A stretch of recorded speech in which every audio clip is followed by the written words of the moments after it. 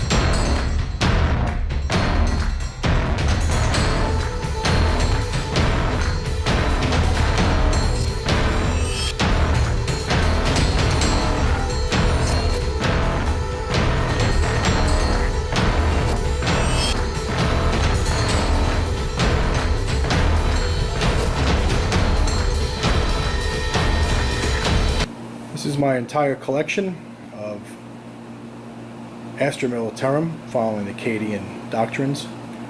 As 8th edition has made its way, I've now organized my army to fit into its detachments.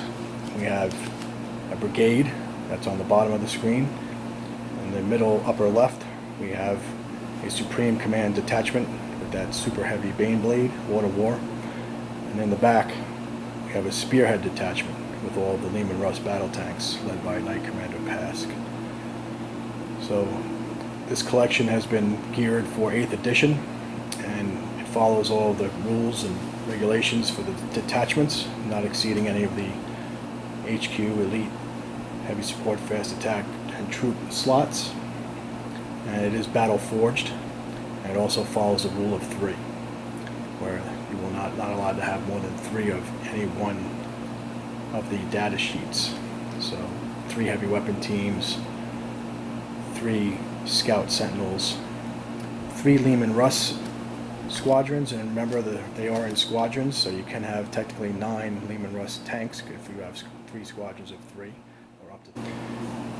This brigade detachment has the nickname the CADIAN 144th Infantry Company, and it also has been nicknamed the Crimson Guard because of their affiliation with my Crimson Fist Space Marines. If you notice, they have their left shoulder pads all painted red. We have a company commander. He's going to be one of the HQs, one of 5 for the brigade detachment, and he will be joined by 2 command squads and an Ogren bodyguard. And everything that you see in the Army is going to be WYSIWYG, so that means what you see is what you get. To the right, the command squad has plasma guns, and the command squad on the left has melta guns, and I attached a Voxcaster to the plasma gun command squad. And we have the Ogren bodyguard with the root shield and power maul, and we'll be riding in a Chimera with the hull heavy flamer multi-laser. So this is the company commander's retinue right here. Second HQ of the brigade is going to be a Lord Commissar. He's going to be equipped with a plasma pistol power fist, and with him will be a platoon commander with a plasma pistol and power sword. And then they will join a squad of veterans that will contain 3 melta guns, a missile launcher, and a sergeant with a plasma pistol and chainsword. And they will also ride in a Chimera with a hull heavy flamer and multi-laser turret. More HQ choices will be 2 Primaris Psychers, and another elite choice for the brigade is going to be a platoon commander with plasma pistol and chainsword. And these guys will be most likely assigned to the infantry platoon aspect of this. So I'll just open that up. We have the infantry component, which is going to be 5 infantry squads of 10 men strong. They each will contain a grenade launcher, a missile launcher, and a Voxcaster. So each one of these is equipped as seen, and they're all identical with missile launcher, grenade launcher, and that sergeant with the chainsword and las pistol. So 5 squads. The 5th HQ for the brigade will be a Tempestor Prime. This is the Militarum Tempestus HQ leader. He has a command rod, which means he'll be allowed to issue 2 orders per turn, and he'll be joining 2 troop squads of Militarum Tempestus Scions. The first one is 8-man strong. It will have 2 plasma guns, and the sergeant will have a plasma pistol chainsword. And these guys most likely will be either deep striking or riding in one of the flyers.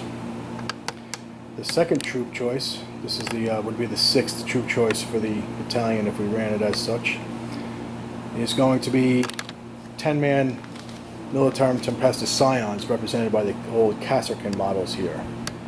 And inside this squad we have a sergeant, the platoon squad leader, plasma pistol and power sword, and a grenade launcher. We have a Voxcaster, and the rest of them are going to be having those hot shot las guns.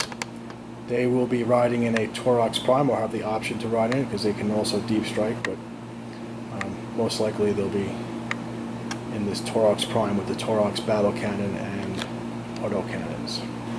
We have 3 heavy support choices for the brigade in the form of heavy weapons teams.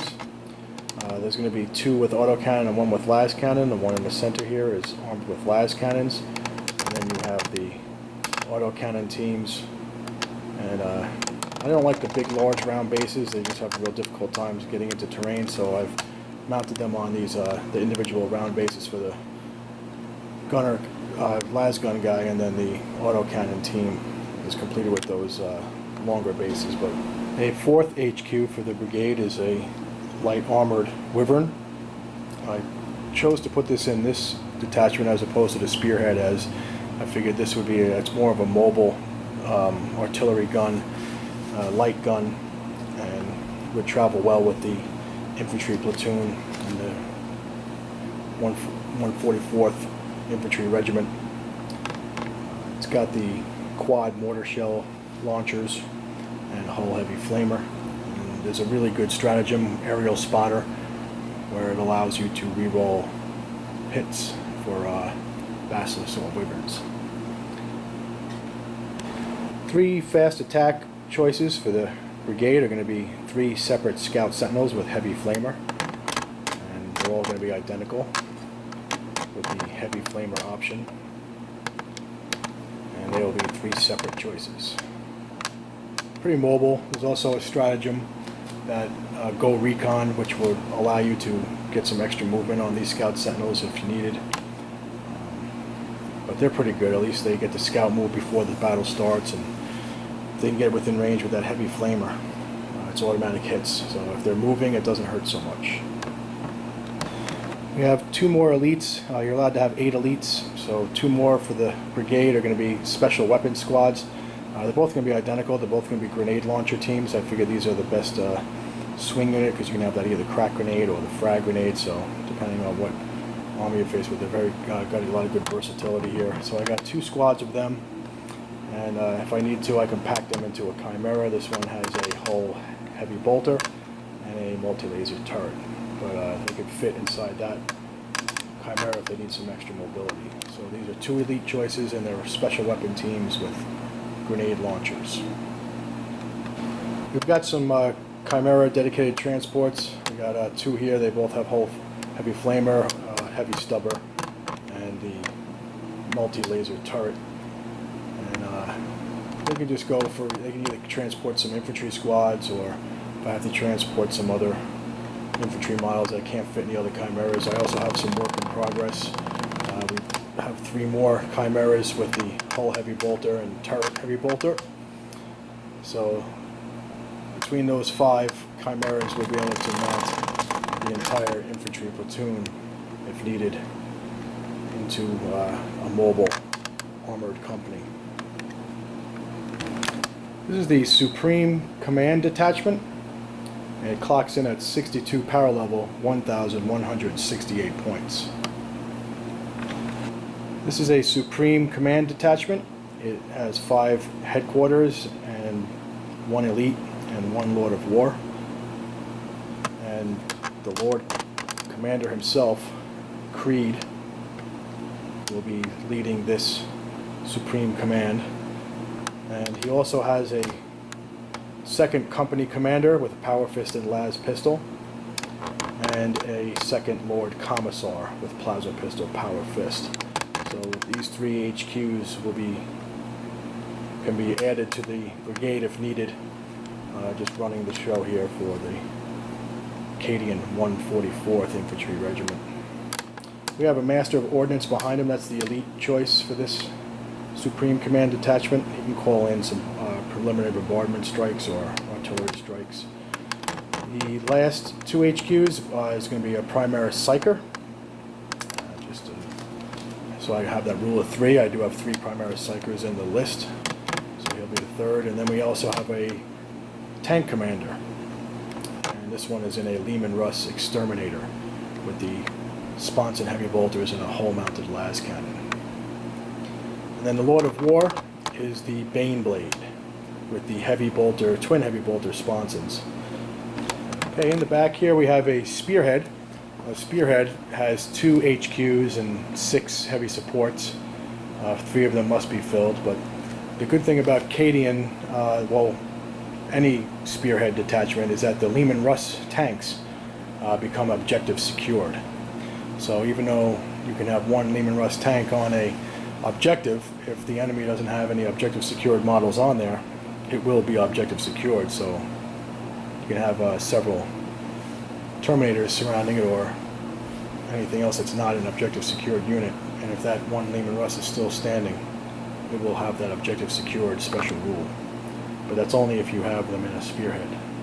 So the spearhead will be led by Light Commander Pask. He is a CADIAN character, and he normally rides in a Lehman Russ battle tank, the Hand of Steel, but he's also been known to change the configurations of his turret. So in this particular case, leading our detachment, our spearhead, he's going to be in a Punisher turret, and he's got heavy bolters all around, sponsons and hull mounts. So he's the HQ leader. He's joined by a second HQ.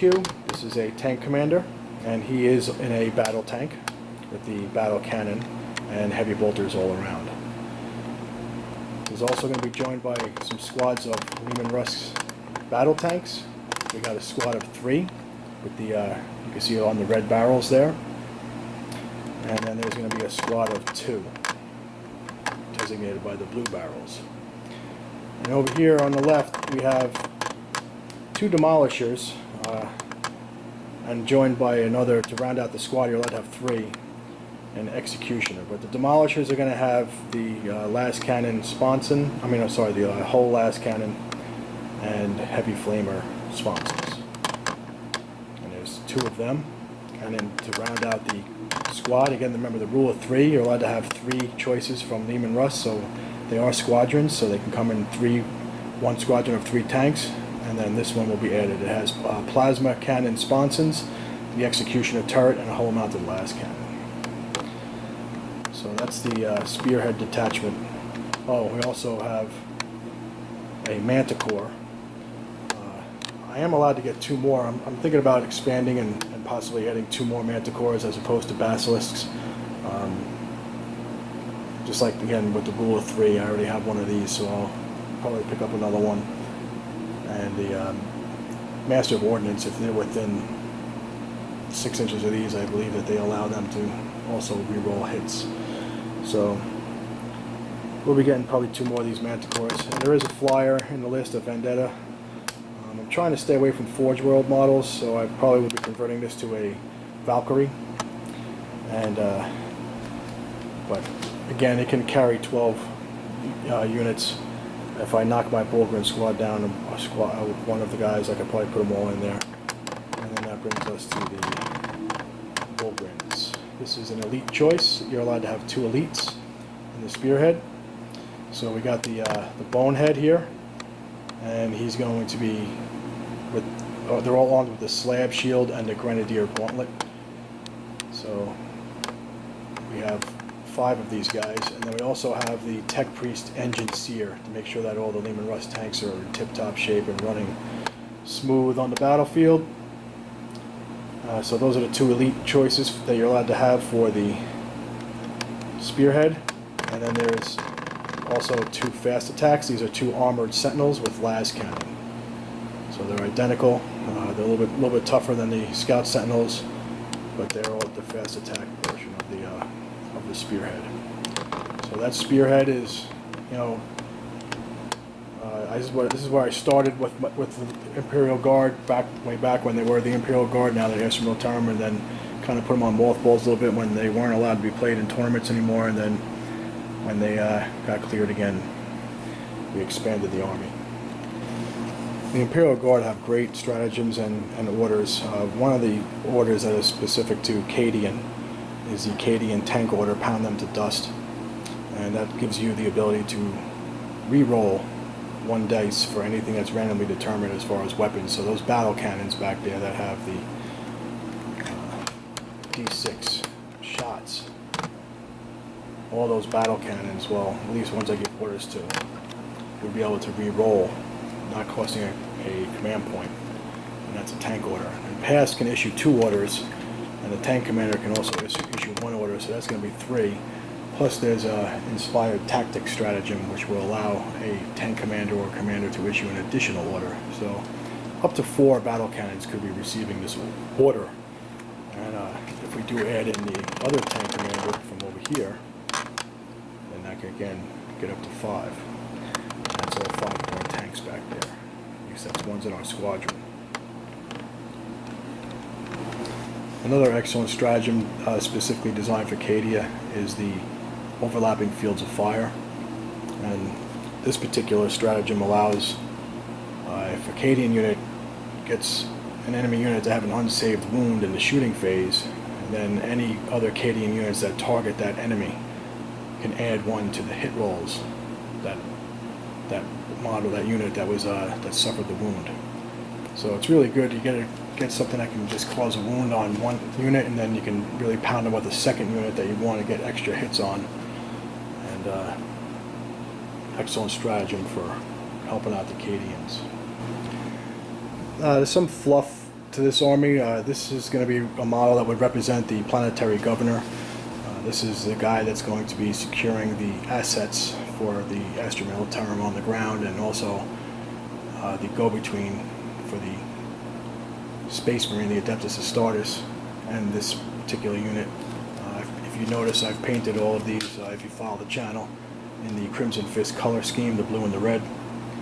These guys can ally in with my Crimson Fist Space Marines, and they also are assigned as planetary defenders for the Crimson Fists. So they usually travel where they go and either hold and secure objectives gained as the Crimson Fists go down and make their initial landings and strike, or they can perform mop-up duty, or at least defend some key positions. But this would be the planetary governor, just a model representing him. That is the go-between between the Crimson Fist Adeptus Astartes and my Astra Militarum Guard. Okay, so this is my collection. Thanks for watching the Bellport Battle Bunker, and hopefully you'll look forward to seeing some of these guys on a battle report soon. And